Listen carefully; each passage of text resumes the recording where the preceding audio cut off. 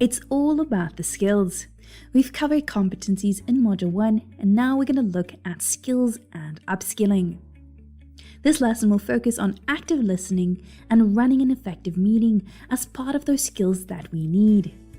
Welcome to today's lesson. You are in Module 3 of Lesson 7. I want to kick us off with the quote of the day. Communication is a skill that you can learn. It's like riding a bicycle or typing. If you're willing to work at it, you can rapidly improve the quality of every part of your life. And that is the same with skills. You can select a skill, work at it, improve with a growth mindset. So today we're going to look at the different skills that you need in the workplace, why upskilling is so important. Today's objectives include skills explained, active listening, and running effective meetings. Let's have a look at the first section of this lesson. Did you know? Up to 1.4 million workers will need reskilling by 2026. By 2020, no less than 54% of all employees will require significant reskilling. 84% of companies said that they were increasing their investment in reskilling programs. So companies already know what is coming and they are starting to invest in the different programs. But it feels like the employees have been left behind. If we don't know of the skills that are going to be needed in the future, how can we prepare? And if we don't understand upskilling, what can we do? So this lesson is going to teach you what skills are. We're going to talk about upskilling, and then we're going to move on to the different topics. Skill is a term that encompasses the knowledge, competencies, and abilities to perform operational tasks. Skills are developed through life and work experience, and they can also be learned through study. There are different types of skills, and some are easier to access for some people than others, based on things like physical ability, intelligence, experience, and background, as stated by Indeed. So let's look at the difference between hard versus soft skills. Hard skills are technical knowledge or training that you've gained through any life experience, including in your career or education. If you've worked in food, services, or retail, you may know how to use a point-of-sale system. If you've taken accounting classes, you may know how to use Excel more effectively. If you've studied a foreign language, you may be able to speak it fluently. So here's a list of hard skills. So these are some of the most in-demand hard skills that we currently find. So these may include being bilingual, database management, network security, Adobe software suite, SEO or SEM marketing, statistical analysis, data mining, mobile development. So next up, we're going to have a look at some soft skills. Soft skills are personal habits and traits that shape how you work on your own and with others. Effective communication, for example, is a key soft skill many employees seek. Some others include being independent, actively working in a team, and being an active listener. Soft skills are essential to career and personal development. While hard skills necessary to successfully perform technical tasks at your job, soft skills are necessary to create a positive and functional work environment. For this reason, employers often seek individuals who possess proven soft and hard skills.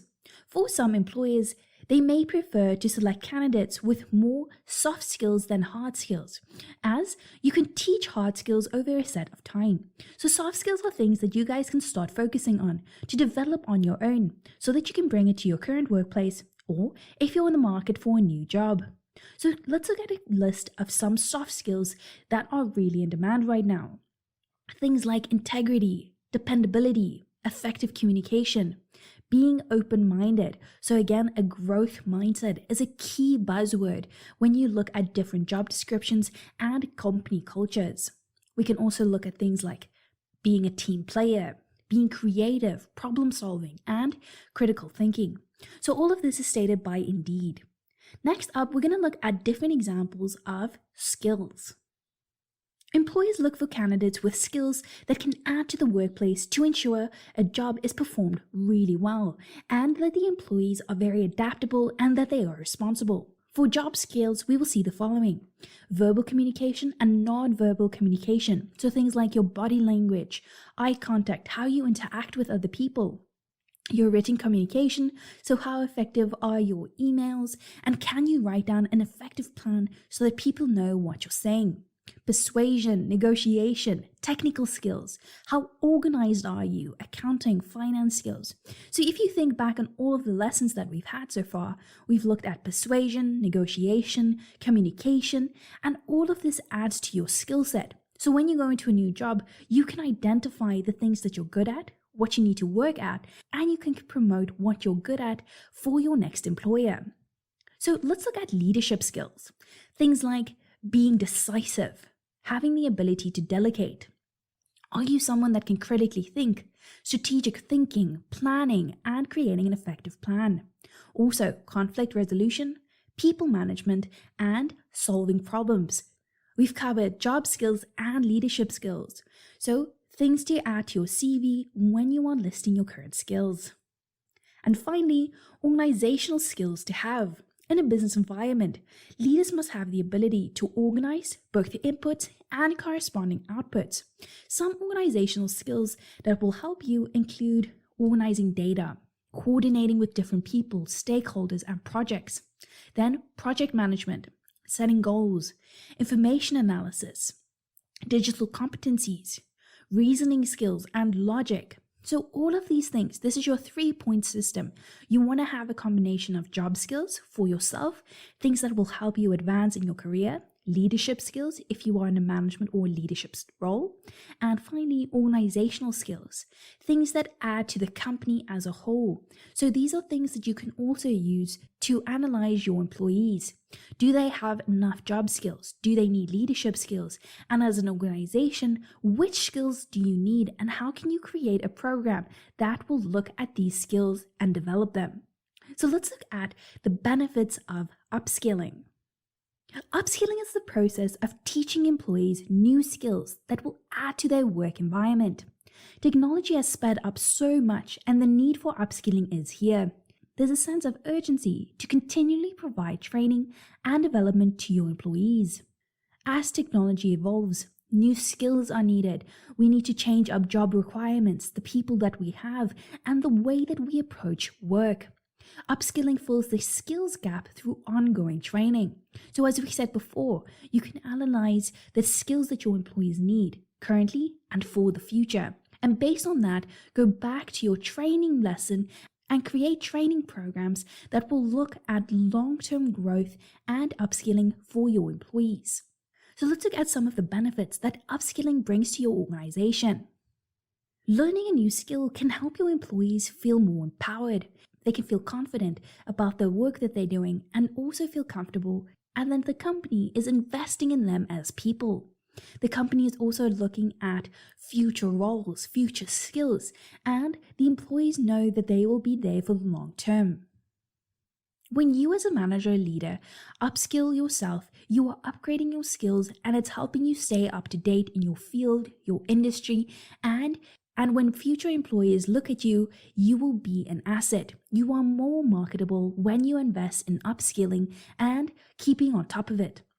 So if you upskill this year, it's not an end process. You have to do it every year. Every time something changes within your industry, look at different courses that you can take to upskill yourself. Ideally, we want companies to be on top of it and have training and development programs where they have skills development as part of that. But if your company does not, you will have to take this into your own hands. New skills can give you the ability to offer solutions to problems that may occur on the job. Employers value employees who are self-directed and able to anticipate and resolve issues as they occur. So these are things like you are able to see a problem, critically think, critically plan, and critically implement.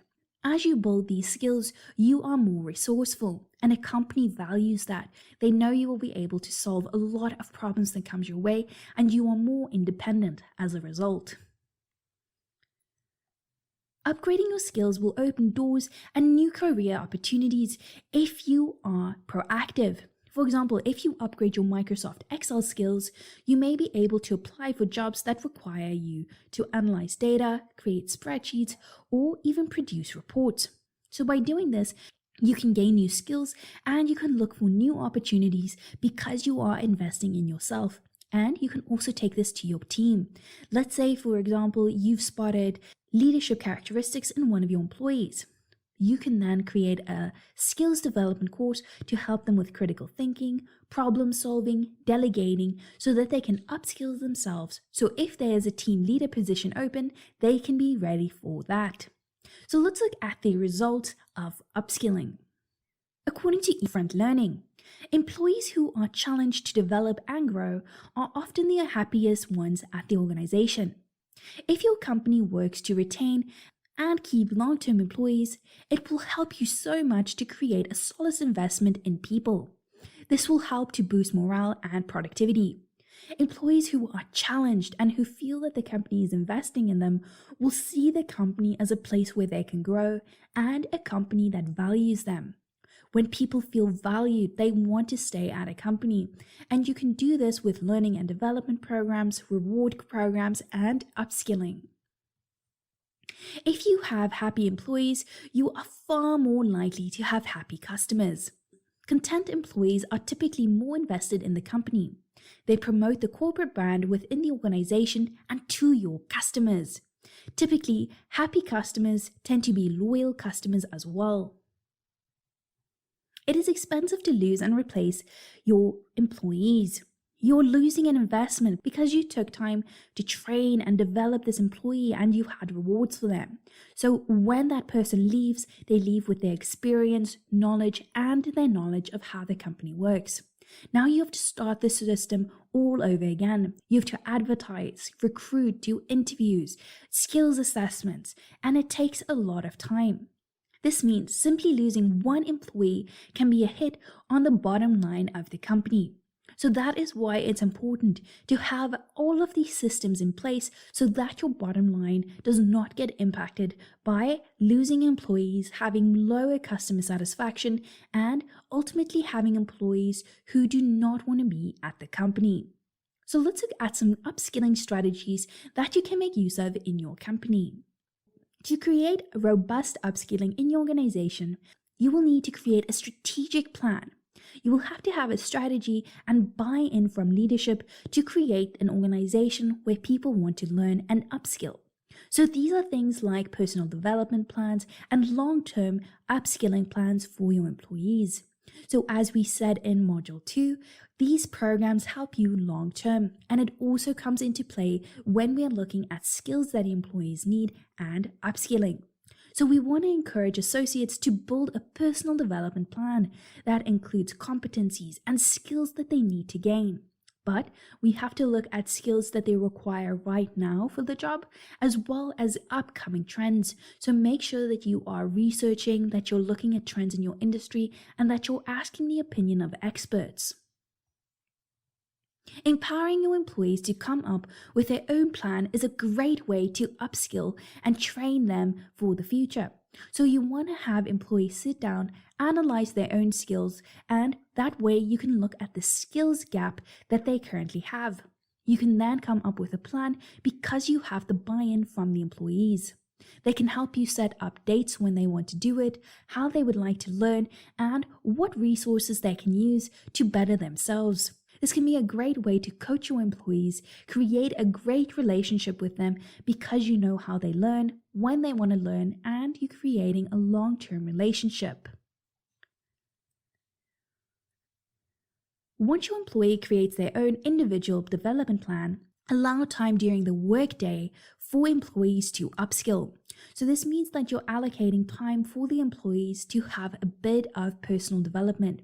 So this means that they can leave earlier or during the workday have time to take a course, do upskilling. The ideal situation is that you create an environment, a different space that is really quiet and private so that they can actually sit and concentrate and not be bombarded with different work questions. So think of the current layout in your office and if there's room for such a space. If not, it might be great for them to go home a bit earlier and then do the courses on their own and send you a progress report. Offer your employees job-specific training to enhance their current skills. For example, you may select software for Excel programs. You want them to upskill their PowerPoint. So you can select the programs or the courses that they can take. You will most likely have to look at the budget that the company is allocating for your department and for your employees. Based on that, you can see the amount that you can spend on the upskilling for them. Or if you're doing it in-house, you will have to see how much time and resources it takes to create each course. Consider offering upskilling training on the software to employees in the company who may be interested in learning more about it. For example, you may have an instructional designer on your team who may benefit by enrolling in an intensive e-learning certificate program. So for this employee, you can determine that they need to upskill themselves, bring that e-learning certificate back to the team, and then create in-house training. So you have to look at the employee, the needs of the employee, the budget that you have, if the company is doing it in-house or if they are outsourcing training, and then if you can do that, how long does it take to get the certificate? So these are all things to consider when looking at upskilling programs that is correct for your company. So for you as managers and leaders, let's look at the best ways that you can upskill yourself. According to Social Haze, the job market is becoming more and more globalized. If you are fluent in another language, you can open yourself up to new opportunities. Helps you to look for opportunities overseas and for different roles because you're able to speak that language. A great program to use is Duolingo. They offer a gamified language learning program to help you learn a new language.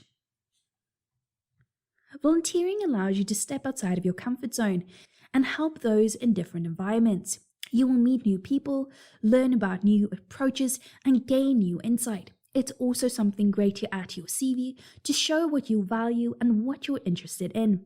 Companies value people who are putting the time in, and a lot of companies even allocate time for volunteering in the workplace. Finding a mentor will help you avoid a lot of mistakes in your career. You can talk to someone about what you're doing, what you want to learn, and ask advice. You will gain plenty of professional insight by talking with someone with more experience and skills than you have. Finding a mentor is a very personal thing. You will have to find someone that you trust, that you're comfortable with. This means looking at people like your boss or someone in a higher position or someone that you've met along the way, then creating a relationship where you are open, where you can contact them, and where you can ask for advice. Nobody else has had the journey in life than you have. So becoming a trainer or a mentor for someone else is a great way to learn yourself and develop those skills. So things like coaching someone, mentoring someone through a particular experience or process in their life is a great way for you to develop your communication skills, coaching skills, problem solving, delegation, critical thinking, because you're helping someone and giving advice. So talk to people outside of your industry. You can do this both online and offline, like we said in our previous lesson. You speak to people with a wide range of ages and backgrounds, and this will help you create new skills as you're looking at which skills you have and which you need, based on the feedback that you get from experts in the industry. Reading is such an important part of upskilling yourself. There are tons of books that are on different subjects, different leadership, management skills, different skills for your industry, just looking at different things that will help you understand people better, looking at different roles better. You can also look at different books to help you understand how people have done in the past. You can also look for books of people that you admire. It will be a great way for you to look at things that they've done before, and it will just give you good insight into people and the industry. Then just a quick sneak peek. Next up, we're going to go look at a few project management tools. We're going to review the basics that you need as a manager and a leader. But for now, let's go over to the next section of this lesson. Active listening. So active listening is the ability to focus completely on a speaker. understand their message, comprehend the information, and respond thoughtfully. Unlike passive listening, which is the act of hearing a speaker without retaining their message. This is a highly valued interpersonal communication skill that ensures you to be able to engage and later recall specific details without needing information to be repeated. So what is the importance of active listening? Well, you're able to connect with people. You're able to retain information. You understand what people are saying. And because of that, you can recall facts later on. So it also builds trust. Because people feel that you are listening and they can speak freely because you are not someone who would judge them or make them feel unwelcome. You won't interject. You are someone that listens before speaking. This creates long-term trust because people get so comfortable with you. Actively listening to others will help you detect challenges and difficulties others are facing or problems within projects. The more quickly you're able to spot these issues, the sooner you will be able to find a solution and create a plan. Because you're listening, you can avoid miscommunication, you're retaining the information, and you're taking time to fully understand it. A lot of people are known to only listen to a bit and then they already start formulating an answer without listening to the full sentence. So with active listening, you're allowing for the speaker to finish their sentence, you can analyze the information and then respond. Because active listeners are highly engaged with the speaker, they're able to recall specific details. This is so important when retaining information, when giving out instructions, because you are more accurate with the information and with setting up plans. So let's have a look at verbal and non-verbal active listening. So here you will summarize the main points of the message the speaker shared to show you fully understand their meaning. This will give the speaker an opportunity to clarify vague information or expand their message. Here you can ask open-ended questions, repeat key facts that the person shared with you, and ask probing questions if you are unsure of something. Next up, here we see offering the speaker a few simple nods showing that you understand what they're saying. A nod is a helpful and supportive cue and doesn't necessarily communicate that you are agreeing with the speaker, only that you're able to process the meaning of their message. So here you can smile, you can avoid distracting movements like moving your arms, your body, and you can keep eye contact. Make sure that you're not looking around, fiddling with your hands, or that you're taking notes, or that you're on your phone. Keep eye contact, be relaxed, and try to mirror the emotions of the person that is speaking. But how can you actively listen? Well, pay attention. Give the speaker your undivided attention and make sure that you're recognizing both verbal and non-verbal cues. Look at the speaker, don't distract yourself with different thoughts, and don't try to analyze everything as the person is speaking. Allow them to finish and then analyze the information. Show that you're listening, so again, using gestures, nodding, smiling. Make sure that your posture is open, so you're not standing there with crossed arms, hunching. Make sure that you're standing right up, arms open, and that you're looking friendly. And make sure to say things like, yes, very good. I know that can sound odd at times, but you'll know what to say at each point. Provide feedback. So again, going back and saying, I just want to make sure that I understood this correctly. What I'm hearing, is this correct? So you can use different phrases to go back and make sure that they're open-ended, that you're giving the speaker enough time to clarify, to expand on their answers, and that they don't feel dominated. I think this is quite important. While someone is speaking, don't make them feel uncomfortable and that you're someone who's going to judge them. Be someone that is neutral and allows people to say what they need to say, to get things off of their chest, and for them to express themselves in a way that they like. If we are someone who judges people while they speak, or we interrupt them, we're argumentative, or we say, well, I don't agree with that, it makes people feel uncomfortable. And in the future, they'll avoid speaking to you because they feel like you will judge them. So just keep that in the back of your mind as you're actively listening. Active listening is designed to encourage respect and understanding. You are gaining information and perspective. You add nothing by attacking the speaker or otherwise putting him or her down. Be candid, open, and honest with your response. Assert your opinions carefully, but be respectful. Treat the other person in a way that you think he or she wants to be treated. So that is so important. When you're sharing ideas or concepts with someone else, you want them to be respectful. You don't want to feel defensive or that you have to defend every sentence that you're saying. So keep that in mind when you are listening to someone else. That brings me to the final section of this lesson, running effective meetings. Did you know? An average meeting lasts anywhere from 31 to 60 minutes. There are only 2 to 4 people involved in 73% of meetings. And finally, 73% of people multitask in meetings. So as we can see, meetings are not as effective. Only a few people participate and people do not see them as effective. So let's look at some reasons as to why meetings fail. There is no clear purpose for the meeting. When you're the person setting up meetings, think of the following. Is your goal to share information, solve a problem, or make a decision?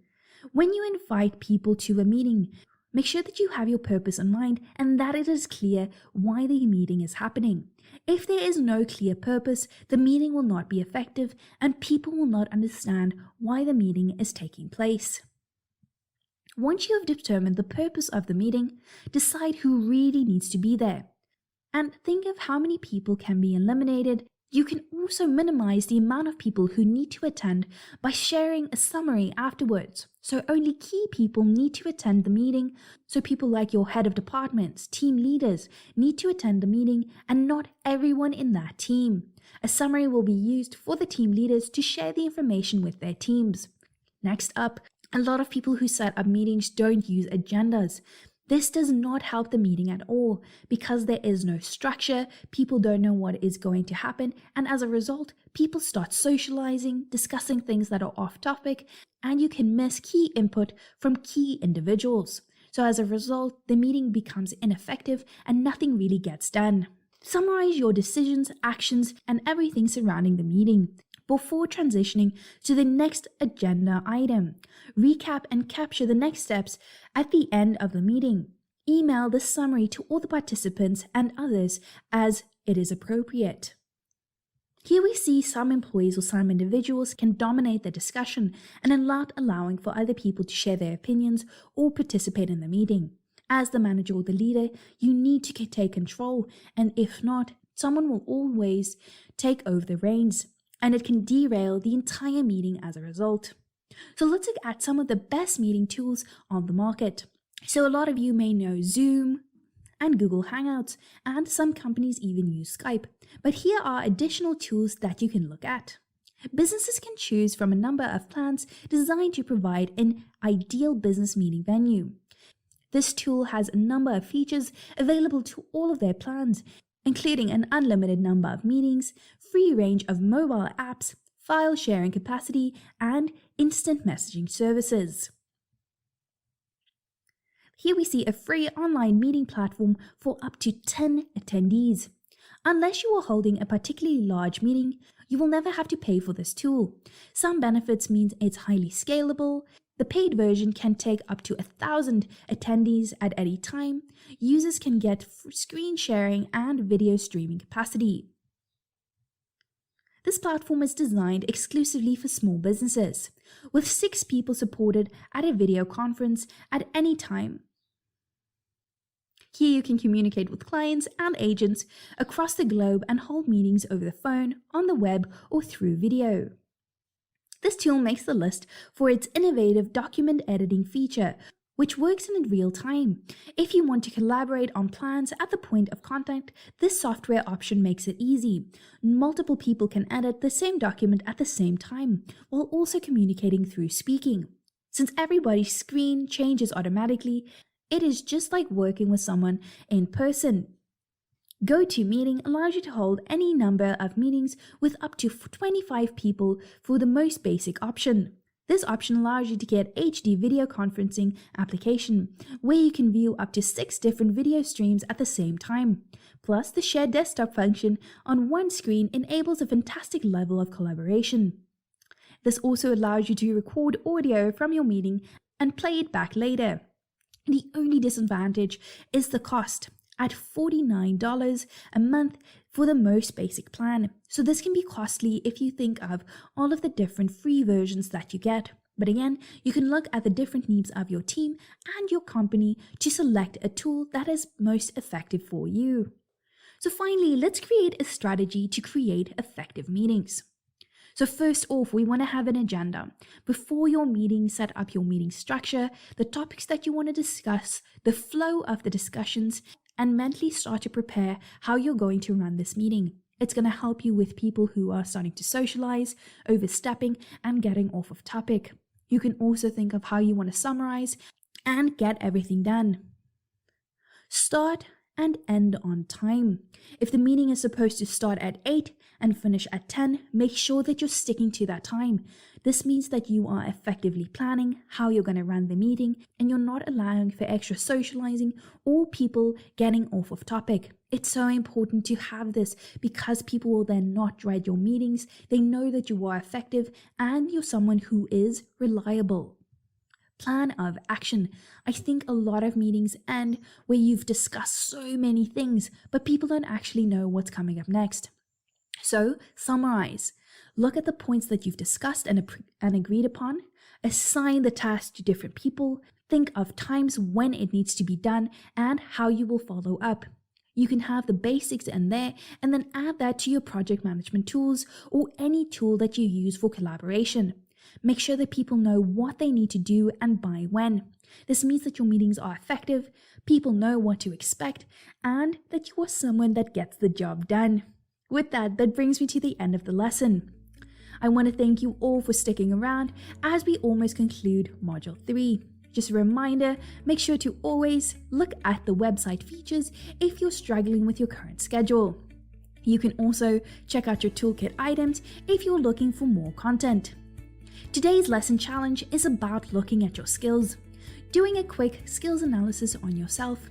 You can look at both your hard and soft skills and the ones you currently have and the ones you need to obtain for future roles. Then just a quick look at your progress. Well done for making it to lesson 7 of module 3. We have one more lesson to go and then you've completed module 3 of this course.